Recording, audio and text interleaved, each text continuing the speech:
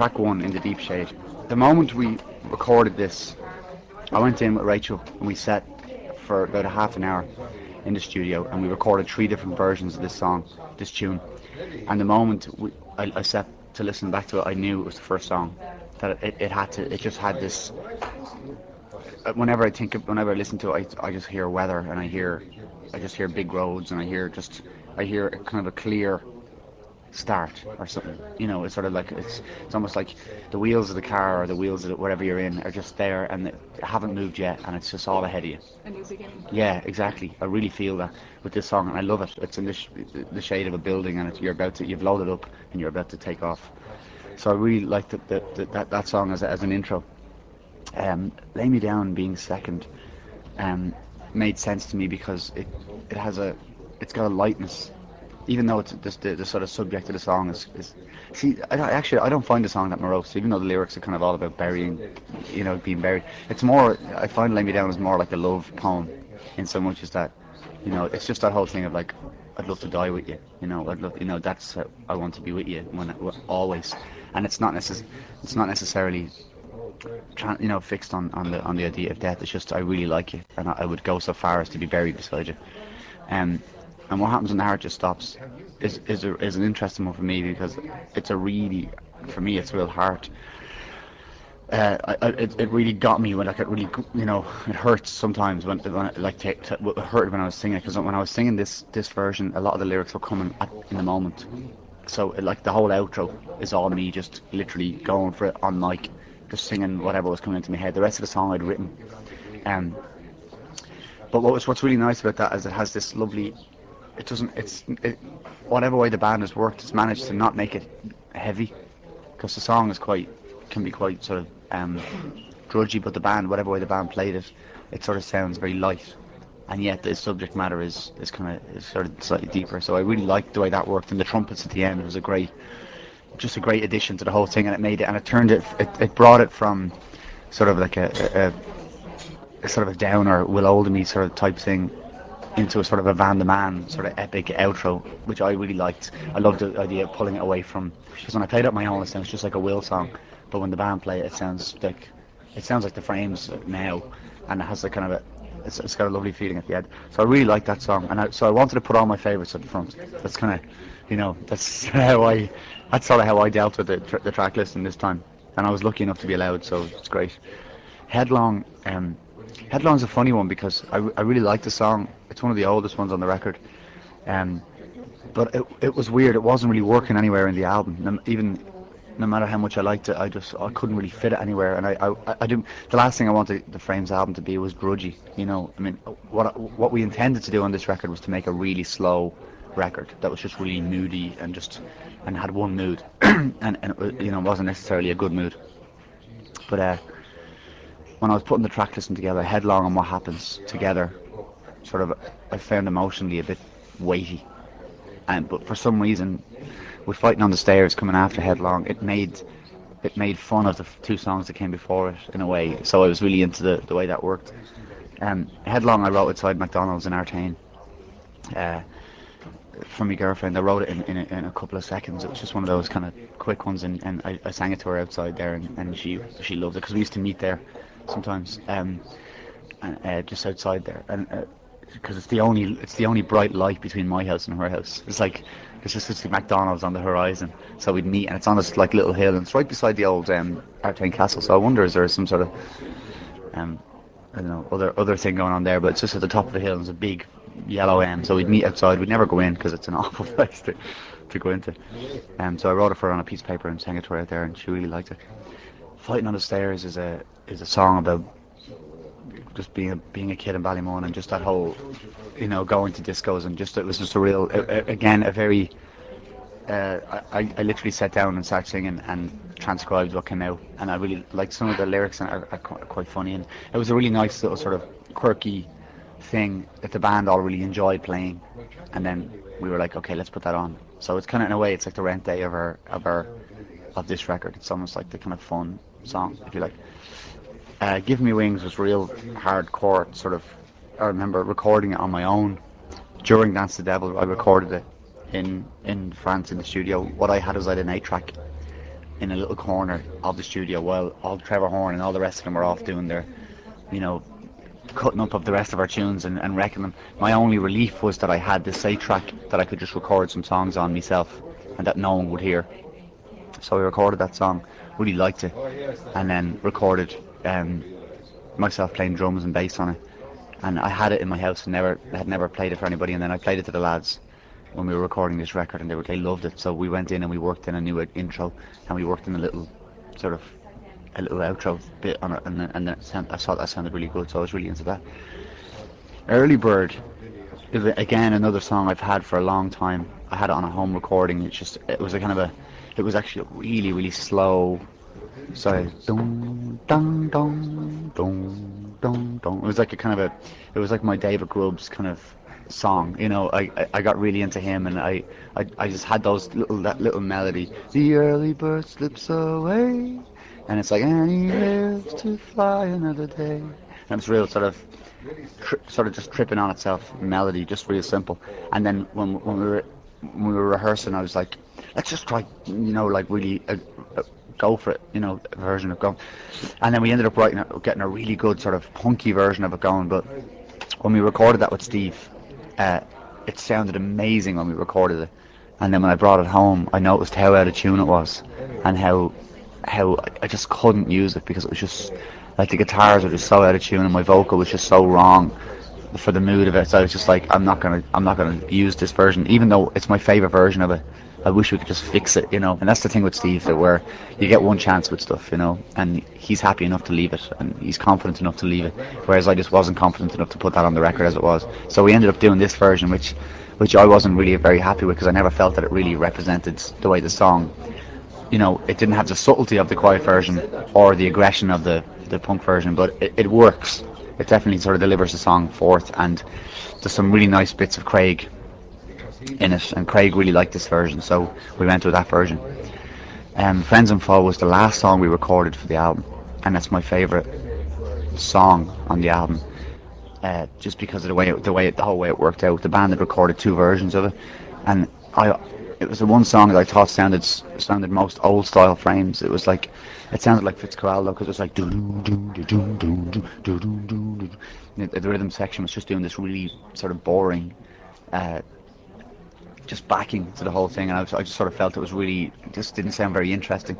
So I decided to go record it on my own with just my guitar, because when I was playing at solo gigs I really loved the song, but whenever the Frames played it I was just a bit wasn't so sure about it.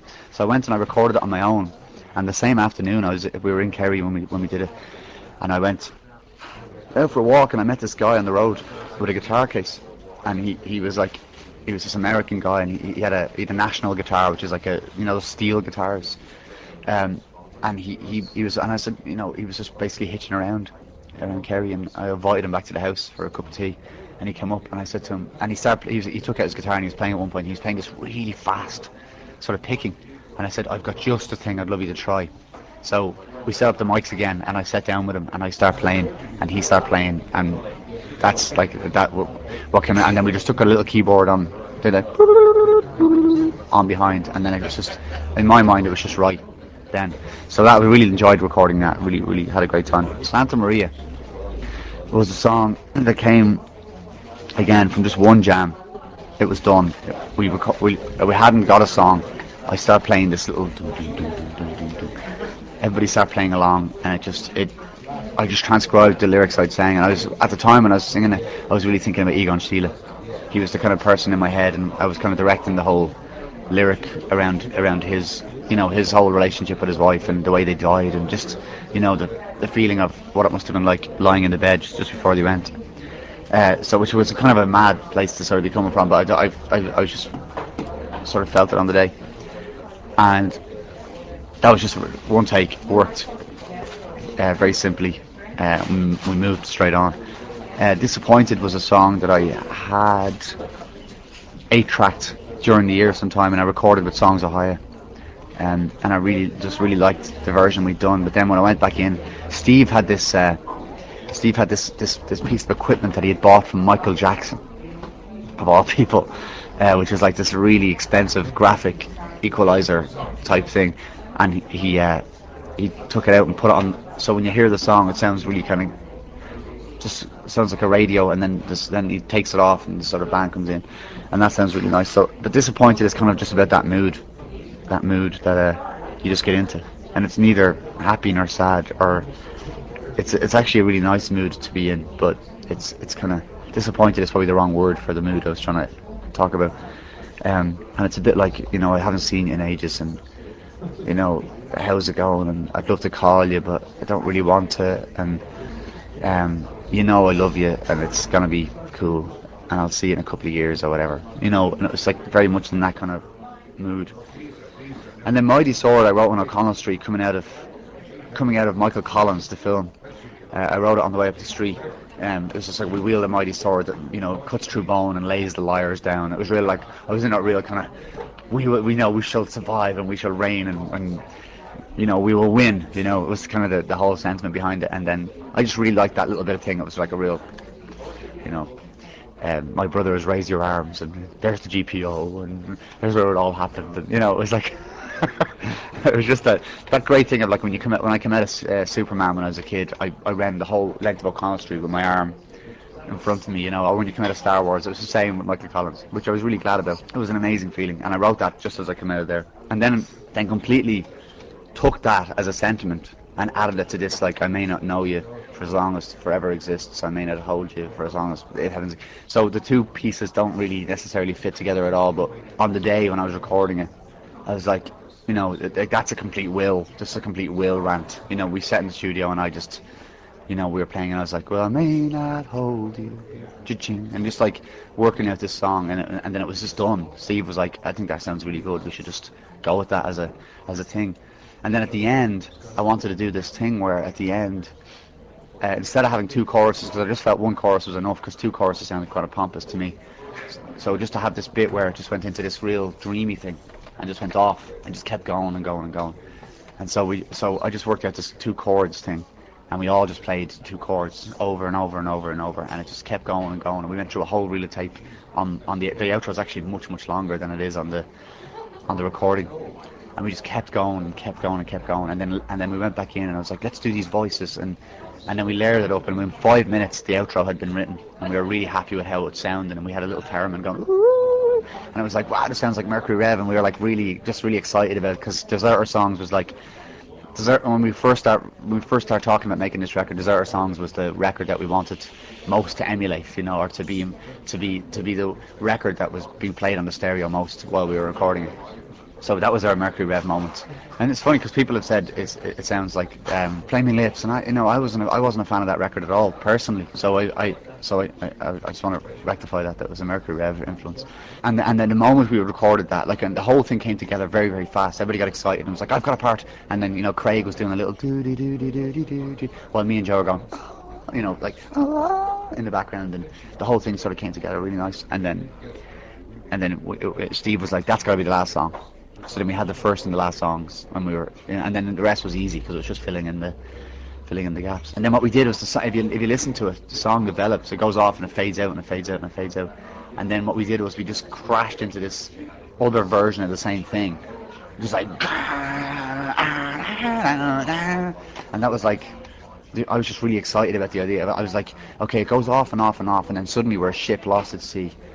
And we were just kind of, the whole record was very much like that. We talk about the mood of what we were trying to do with the music, and so everybody played. I was like, just play like we're lost at sea, and so everybody just kind of, and we just crashed, and and it was brilliant because I was using all Steve's gear, all his shellac equipment, with his guitar and his amp for that song. Yeah, so it was like, I was just like on this whole like, I can make this sound, like that, because all Steve's gear is set up in the studio, so you can use that if you wish. And I had his whole big black guitar, his first guitar, and I was just really aware of the legend that was involved in this studio. So I was just smashing it, and the song just went on and on. And again, that song goes on much longer than the album version, because we just went through it, and when it stops at the end, we just go back in. We pulled it out at the end because it would get boring for people. And I really wanted to have that on the record, but it didn't seem to fit anywhere in the set, so we just put it at the end. And I'm not a big fan of the secret track thing, but I just had to put it on. I wanted it to be there somewhere, so it made sense to stick it in. So and the track listing on the album, every single way we did it, it didn't work.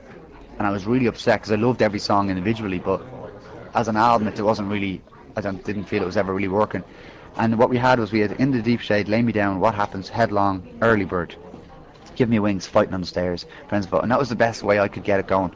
And then we switched Fighting on the Stairs with Early Bird, which made Early Bird work better because it was coming after a really slow song. Because if you put Early Bird after a fast song, it doesn't really have any legs. So it just went click. That was the day of the mastering, and on the end of Early Bird, I grabbed the reels on the tape machine in the studio, and just went, and we start rolling the tape back, and we were recording it. It was like just like this trust, and we just got it, and then straight into Friends and Foe. And it was like that was a really exciting part of doing the album, was how will this work, and let's try to make it so that each part has a sort of a life. So even up to the day before it was manufactured, we were still